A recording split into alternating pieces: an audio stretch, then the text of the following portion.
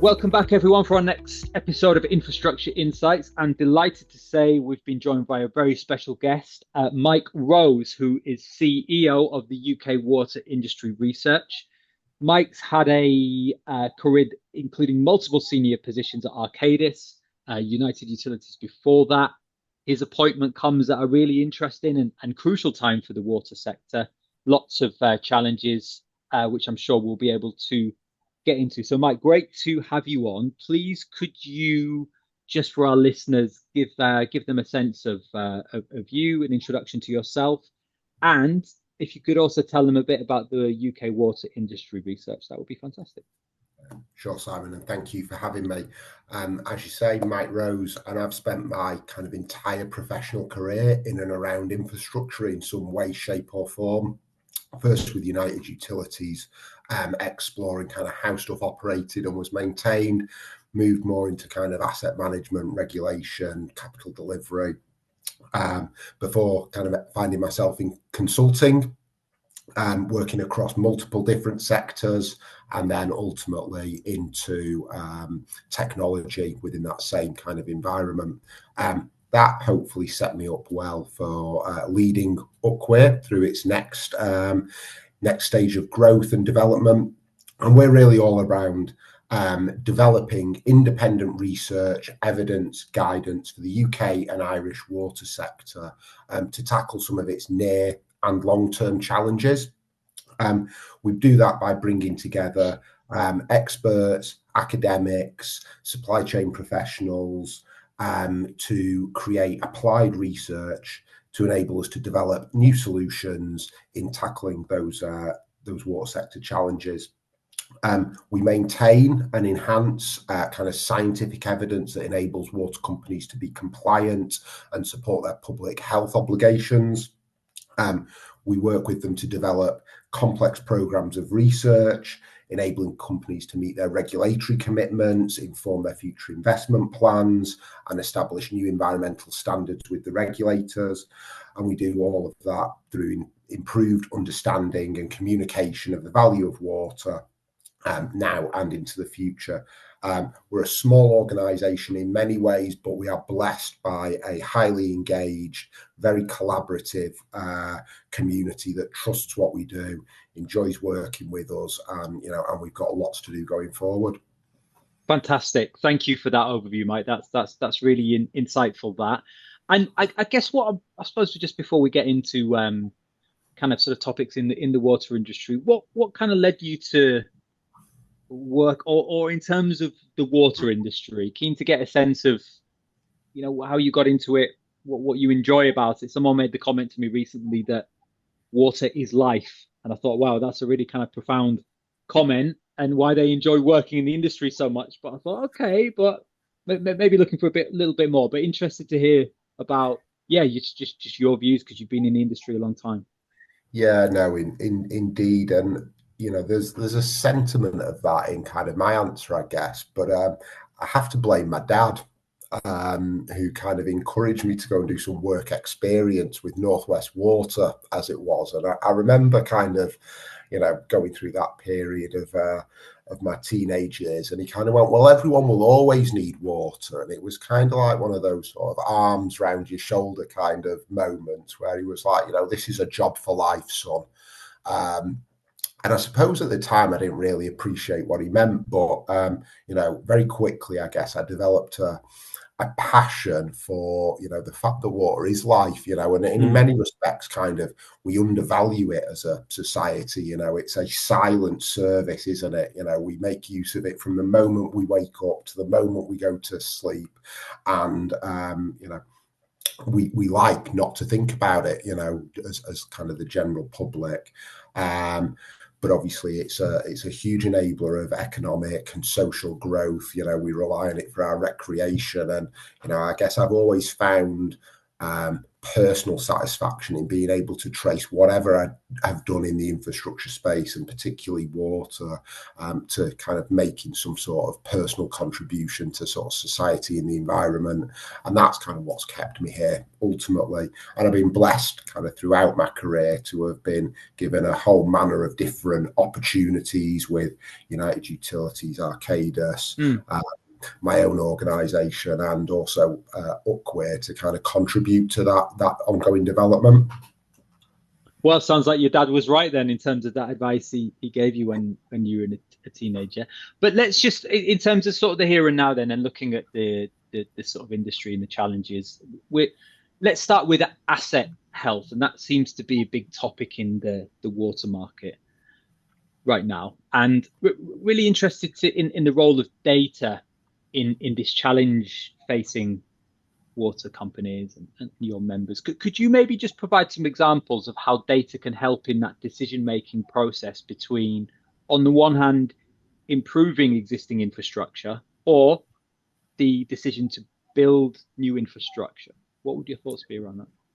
Yeah, no, indeed. And obviously with Ofwat publishing their asset health roadmap at the end of last year, clearly it's an issue that's kind of at the forefront of their mind. You look at the determination settlements that they've given for AMP8, they're obviously driving, much higher levels of renewals in water infrastructure, in part to address kind of some of that significant maintenance backlog. There's still a huge maintenance backlog in wastewater non-infrastructure. And so, there is a lot to do in the space of maintaining and restoring, in some instances, asset health so that it is resilient now and into the future.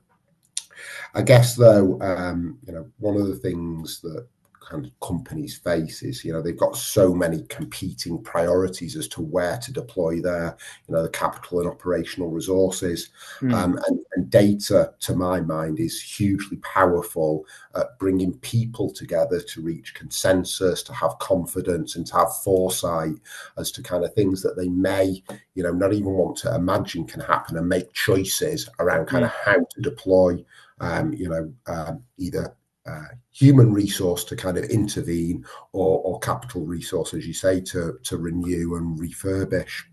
I think one of the things, though, that I hear as I talk to, our members and the sector as a whole, though, is, that they have, different levels of confidence, different levels of consistency, and different levels of completeness in their data.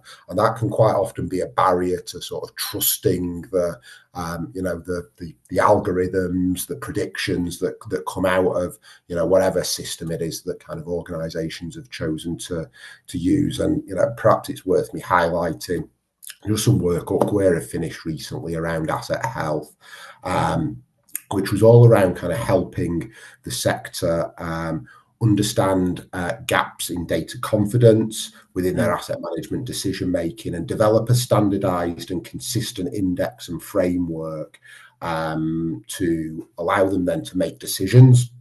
By enhancing that data quality and reliability, the purpose of that project was to ensure that there was confidence and cost-effective decisions being made. And the framework was created in such a way that, irrespective of what technology organisations were using, they would have the ability to work in a standardised and consistent way, which is obviously one of the big aims of Ofwat's asset health roadmap and the work that lies ahead for companies in the next 12 to 18 months in completing those data records and getting a really good handle on what our kind of maintenance backlog is, to provide that kind of essential service across water and wastewater. Fantastic. So just to sort of recap on that then, so that kind of framework around look at essentially restoring their confidence, or that piece around the confidence in the data and making sure that outcomes can be derived from that data. Indeed. So that sounds like something which you've been able to help your members with. Yeah, no, indeed. I think it's a really, familiar term, whether I've been in advisory roles or in this role, where kind of organizations almost don't trust the data because, it was collected a long time ago, or, it wasn't complete, or, there are two versions of the truth, and kind of navigating that so that, organisations know where they stand is the first step in making quicker, better decisions. To my mind. Gotcha, understood. And again, just with obviously we heard Rachel Reeves talk this week, but there's been, we're seeing a lot with this new government around conversations around growth and how we in the UK can go about that and the challenges ahead. But I mean, building new homes, that's something which is often talked about, and building new data centers as well. Those were two examples that where I was thinking about in the run up to this conversation. Where would you be able to, I suppose, just keen to bring this to life in terms of if we just start with say the building of new homes. We'll come on to data centers in a minute, but with that idea in mind, what water resources would be required for that? If we're talking about really large scale build out, let's just say for the sake of argument, we were allowed to suddenly build a new Milton Keynes, for example. Yeah. So answer this kind of in a longer term context, but I was reading something the other day that by 2050, to support the population growth that's predicted, to support Rachel's kind of plans for the economy, food production, whilst protecting the environment, we're going to need loads more water, as you point to, Simon. And the number I saw was 5 billion litres a day. Which was then, rather than Olympic-sized swimming pools or London double-decker buses, was quantified as number of wheelie bins. And so it was 2 million wheelie bins full of water every day on top of the water that we already use. And the thing that actually struck me about that as a statistic was the fact that we see lots of think about kind of conserving water and the need to kind of start to view water as a finite resource, be good consumers of it. So against even kind of reducing our consumption, we're going to have to find additional resources that allow us to deliver 5 billion litres of water a day, whilst also asking the general population to use less. It's, which can be a really confusing message as well at times, can't it? How would we go about doing that? That's staggering amount. Obviously, the price review has put in place a series of investment for water companies, particularly kind of in water stressed areas. £2 billion of investment to start the development of major projects to provide new water resources. So we're seeing the kind of the start on site of Havant Thicket. I think a lot of members of Parliament have been down there recently to watch the ground being broken, and new interconnectors being installed across kind of intercompany boundaries, along with other supplies being brought online. But it's true, the UK is a water scarce country. We can struggle to believe that with the amount of rainfall we get, but it really is a challenge in getting water to the right place at the right time for the right use. So there is a lot of work to do in that space. We've actually just launched our new range of research projects, and one of those is also going to look at how we further improve our water resource demand management planning, so that we've got better insight as to what the future demand might be and how those solutions might be developed. But I think one of the keys to sort of unlocking that is really to start looking at the kind of the end-to-end holistic planning system, so that the kind of homes are built in places where there is plenty, industry kind of plays its role, and also then other changes to the planning systems take place, so that building regulations, either as new build or retrospective, start to help us as kind of consumers use water in a very different way moving forward, because we do lag behind many developed countries in terms of our consumption rates being much higher, and we perhaps haven't got the resources available to us any longer to continue on that basis. So it's such an interesting point you raised there about maybe there's this idea in people's minds that water is that sort of finite resource. And yeah, no, that's fascinating. And could you just kind of give us an example of, say, with the build out of data centers, if that's something that's going to really accelerate in the UK over the next 5, 10 years? What, just, I suppose, for people who are sort of fairly new to the concept, like how much water is without getting too technical, but just in terms of where you see what are the kind of water considerations for a build out like that? Yeah, I mean, considerations is an interesting word, because I think one of the challenges that we face, particularly at the moment, is it's a consideration right at the end of the build out process. That there are examples where the centre is built and they're like, right, can we have some water? And it's literally like, well, there isn't enough available in the area. I think I've had a number of conversations though with hyperscalers, the Amazons of this world, and they are very conscious of their water use. They monitor it. There is kind of a leaderboard within their organisations and across the sector as to how water efficient these data centres are. So it's something that they take incredibly seriously. They've made a series of kind of public statements and commitments to be net water positive, as a result of their actions by 2030.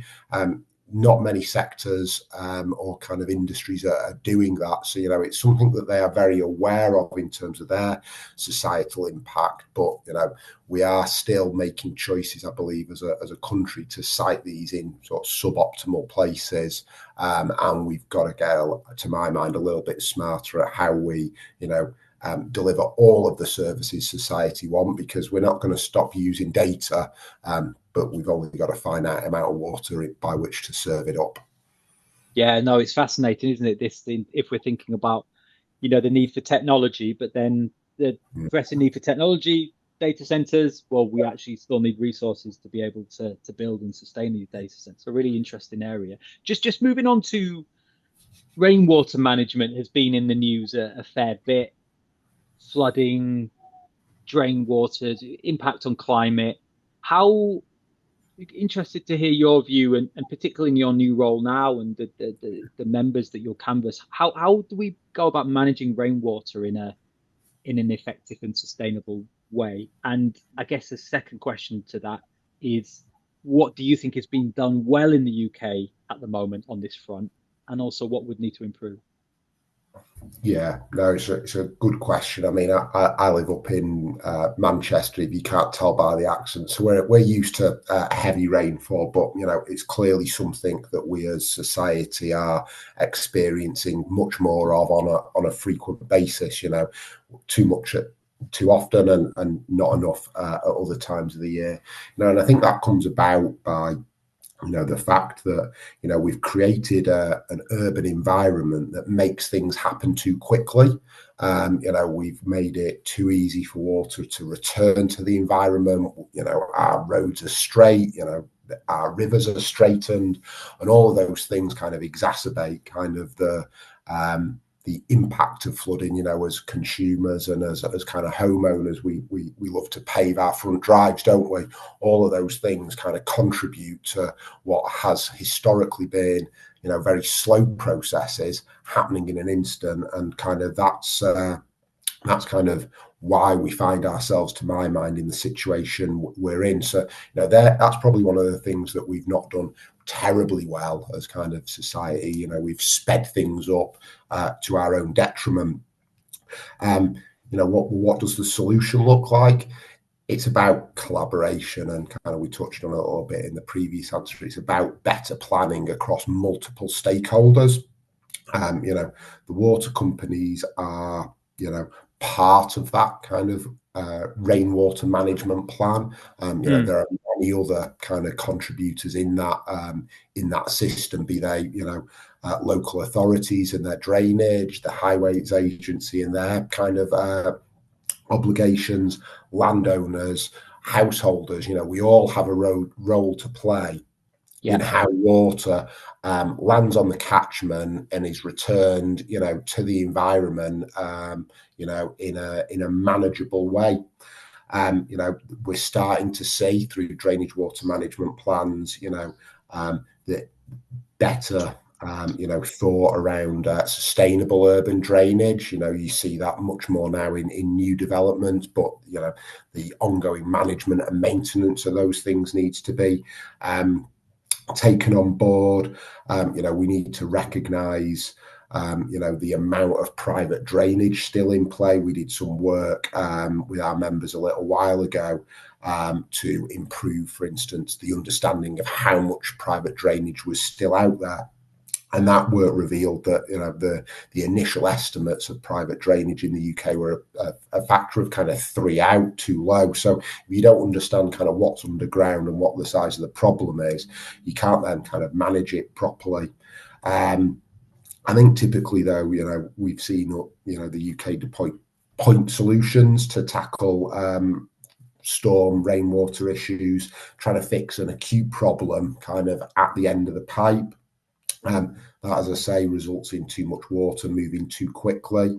And, really it's time to take a step back and look at solving chronic problems across the catchment, deal with those diffuse issues, and kind of get drainage areas working in a way in which we all kind of understand our accountabilities, really. So that rainwater management plan, it sounds like there needs to be multiple stakeholders as part of this, leading to better planning. And that's not just water companies, it's local authorities, landowners, householders as well. We'll kind of join that long-term thinking. We all play a role, and it's kind of back to that thing we touched on earlier, isn't it? We view water as a silent service. Many of us are passive in our kind of contribution to it. So and are starting to be stewards of that rainwater and think about what we can do and how we make a difference is really important for me. And Mike, just sort of moving forward, I know there's so much going on in the water space right now, but what are I guess maybe just in terms of kind of key investment trends or any sorts of trends that you're just seeing at the moment, which maybe we haven't touched on in this conversation so far?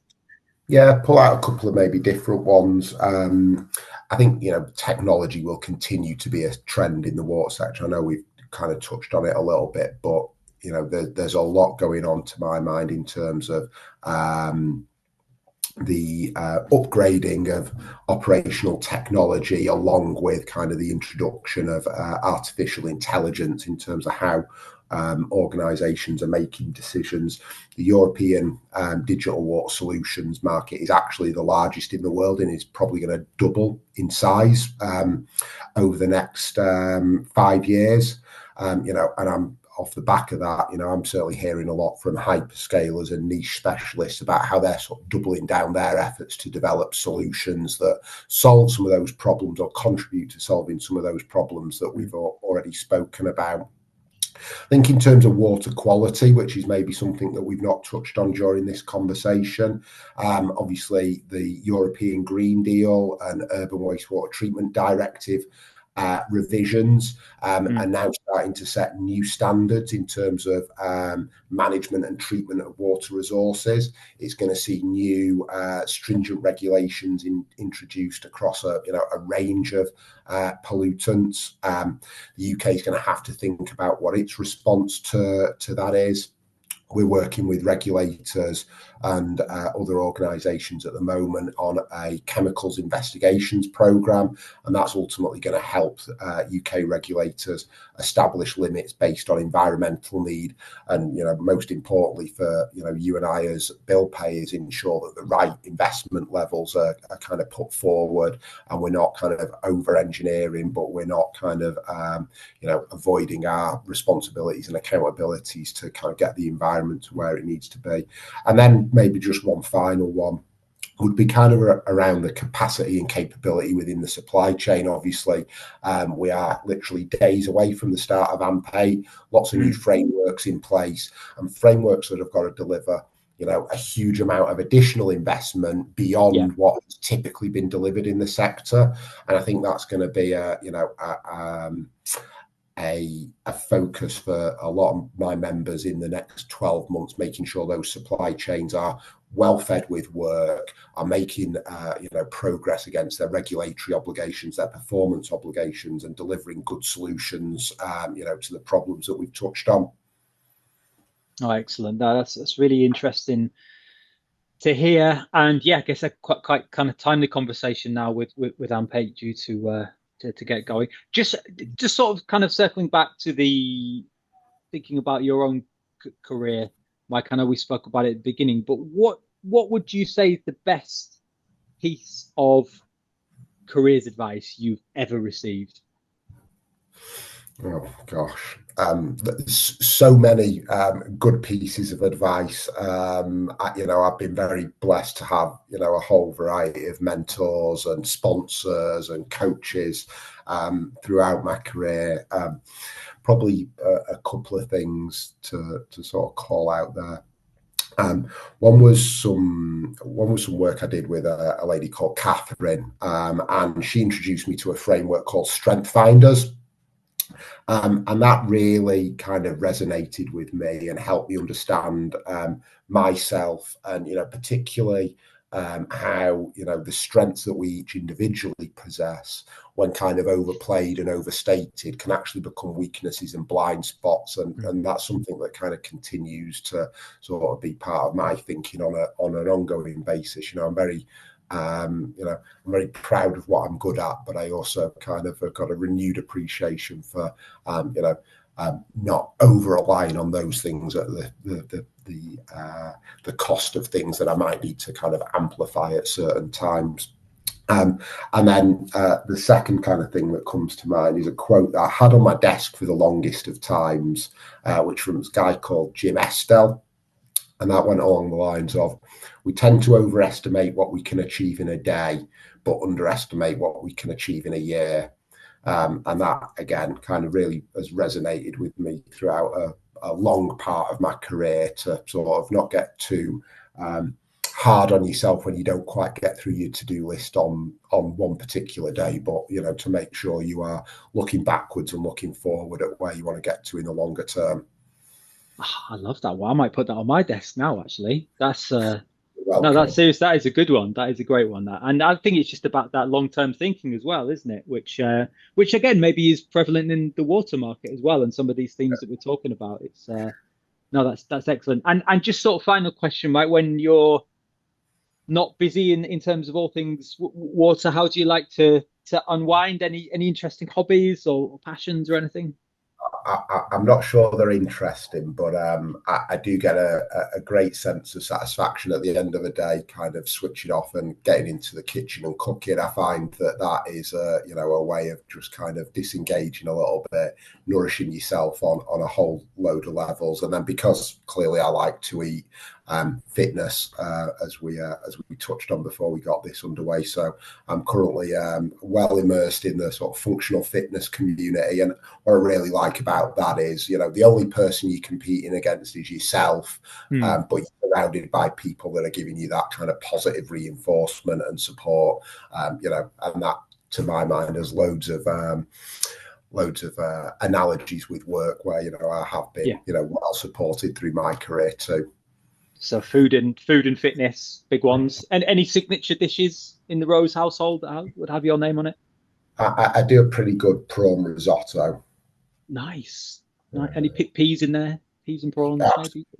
Yeah, goes of course, got to have peas.